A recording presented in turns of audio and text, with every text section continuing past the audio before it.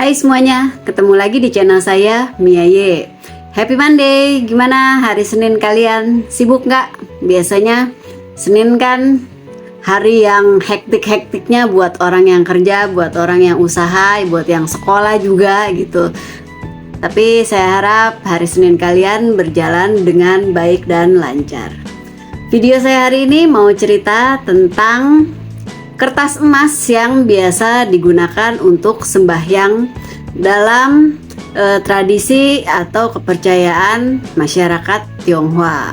Jadi topiknya random ya teman-teman. Kadang-kadang saya mau cerita tentang legenda, tradisi yang berasal dari Tiongkok. Tapi juga kadang saya juga cerita tentang etnis Tionghoa yang ada di Nusantara. Gimana kepengennya aja deh. Nah, bagi sebagian teman-teman yang masih sembahyang di kelenteng atau masih melakukan sembahyang leluhur di rumah, di kuburan, itu pasti sudah nggak aneh lagi dengan topik yang saya bawakan hari ini.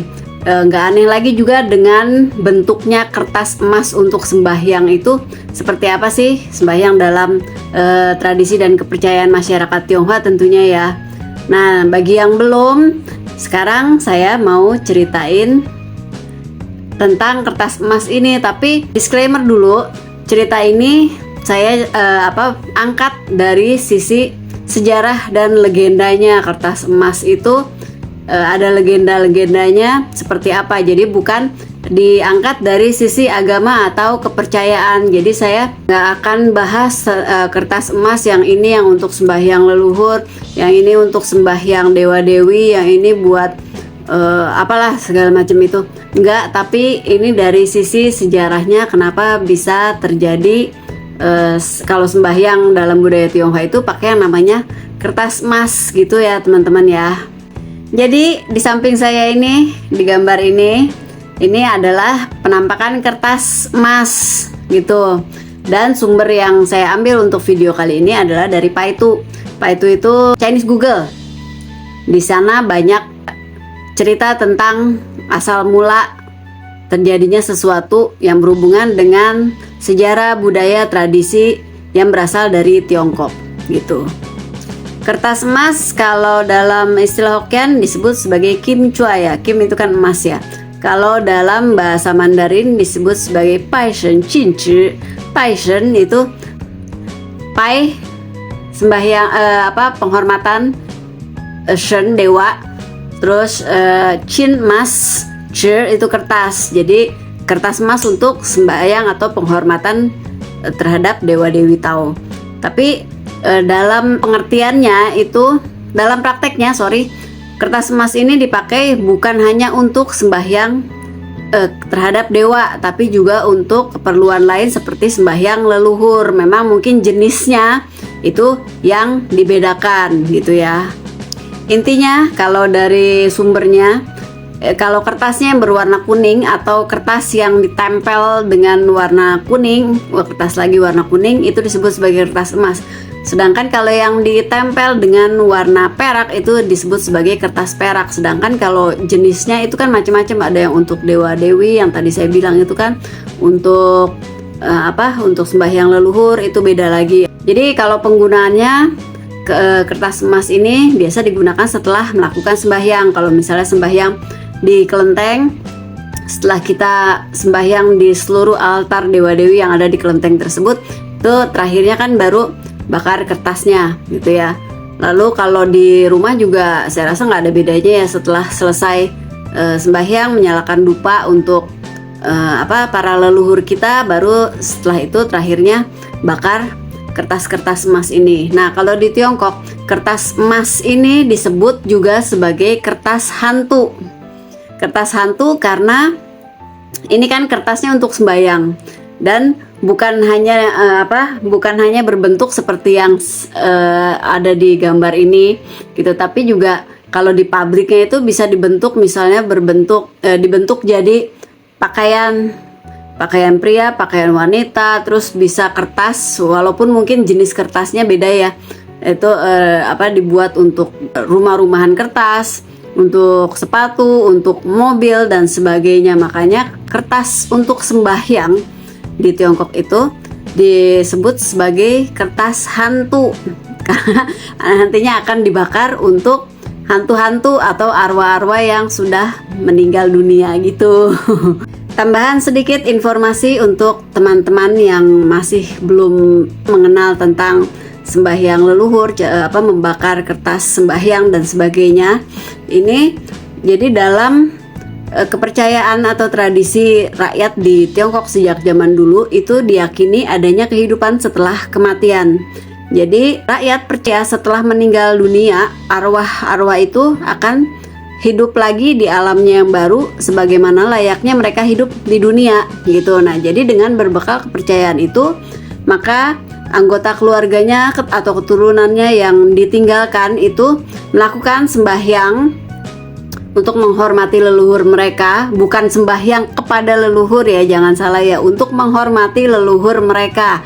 Jadi sama seperti kalian yang berziarah atau mendoakan leluhur ya, seperti itulah gitu ya, melakukan penghormatan, bukan berdoa menyembah leluhur, enggak ya. Nah, itu mereka memberikan yang namanya sesajian di atas altar sembahyang dan juga membakar uang kertas. Jadi itu sebenarnya itu cuman bentuk atau cara melakukan sembahyang, bentuk cara laku bakti seorang anak atau keturunan terhadap orang tua atau leluhur mereka yang sudah meninggal dunia. Jadi kalau di tempat-tempat lain, di daerah-daerah lain itu masing-masing kan pasti punya ya ciri khas bagaimana sih cara berbakti terhadap orang tua atau leluhur yang sudah meninggal dunia. Mungkin dengan cara apalah saya nggak tahu gitu. Tapi kalau dalam budaya Tionghoa yang sudah berkembang di Tiongkok sejak zaman dulu, itu ya cara berbaktinya seperti itu, mempersembahkan sesajian, membakar uang kertas.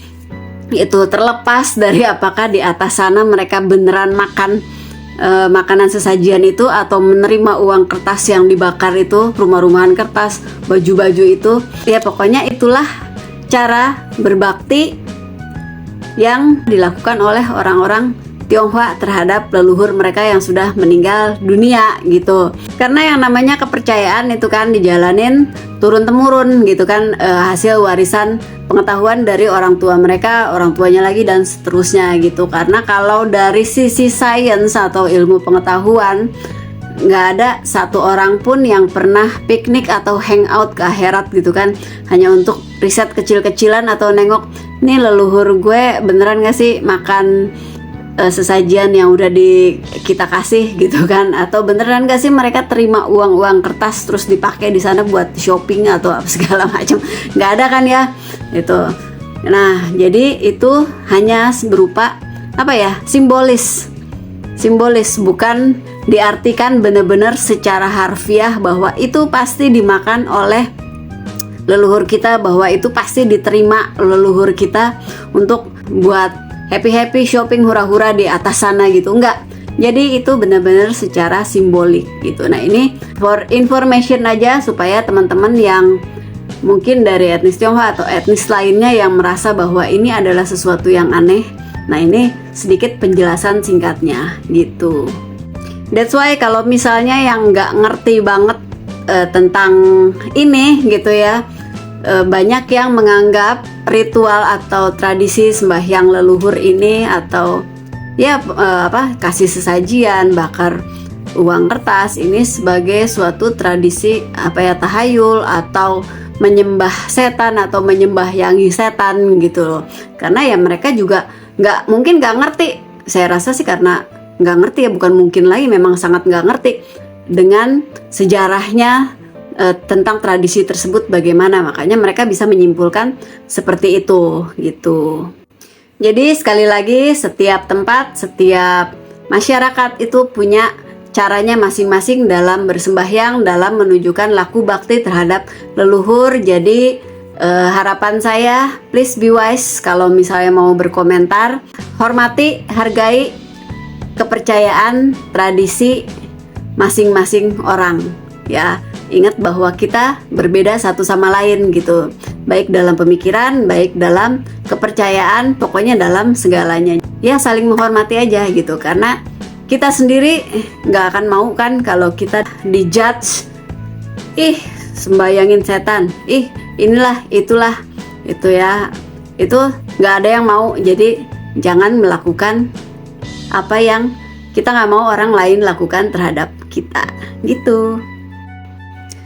Ada dua legenda di sini. Legenda pertama yang akan saya ceritakan adalah yang berasal dari legenda Kaisar Tang Taichung. Alkisah, pada suatu hari, Wei Chengmeng ini seorang sejarawan dari masa dinasti Tang membunuh seekor naga tua.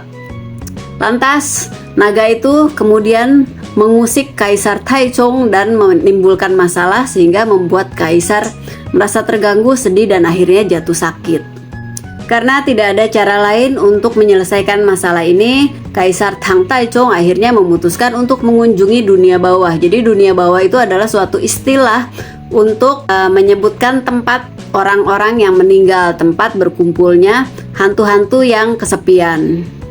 Di sana, di dunia bawah itu, Kaisar melihat banyak sekali kejadian tragis yang dialami oleh arwah-arwah atau hantu-hantu kesepian itu, sehingga ketika akhirnya Kaisar kembali ke dunia nyata, ia pun langsung mengeluarkan dekret yang meminta supaya para biksu dikumpulkan di hadapannya. Lalu Kaisar sendiri meminta para biksu tersebut untuk melakukan ritual-ritual khusus untuk arwah-arwah atau hantu-hantu kesepian itu.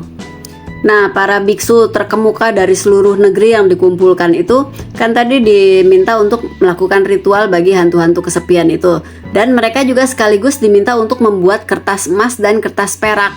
Lalu dari situ dirumuskanlah aturan pembakaran uang-uang kertas pada saat bersembahyang. Sejak saat itu juga muncullah tradisi membakar uang kertas pada saat bersembahyang. Legenda yang kedua adalah tentang Cai Lun, sang penemu kertas. Jadi Cai Lun ini bisa dikatakan sebagai pengusaha kertas. Ia memproduksi dan menjual kertas hasil produksinya itu sendiri. Nah, sebagai pengusaha, Cai Lun tentu memikirkan bagaimana caranya mendapat keuntungan yang sebesar-besarnya. Ia ingin sekali bisa memproduksi kertas dalam jumlah yang sangat besar, tapi juga bisa menjual kertas-kertas itu dalam jumlah yang banyak. Cai Lun kemudian berdiskusi dengan istrinya tentang keinginannya tersebut, sampai akhirnya ditemukanlah sebuah ide yang bisa dikatakan cemerlang bagi mereka berdua. Mau tahu nggak idenya apa? Cai Lun pura-pura meninggal. Jadi istrinya diminta untuk memberitakan kabar kematian palsu sang suami. Lalu di hadapan orang-orang banyak, sang istri itu membakar kertas, lalu berdoa kepada para dewa meminta supaya suaminya itu dihidupkan kembali.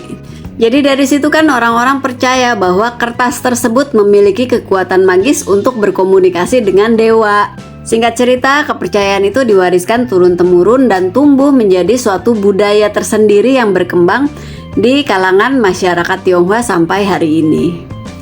Nah, singkatkan ceritanya. Kalau begitu, sekian dulu video saya hari ini. Semoga teman-teman suka. Terima kasih bagi yang sudah menonton video ini dan selalu mendukung channel ini. Sampai ketemu lagi di video-video yang lainnya. Salam.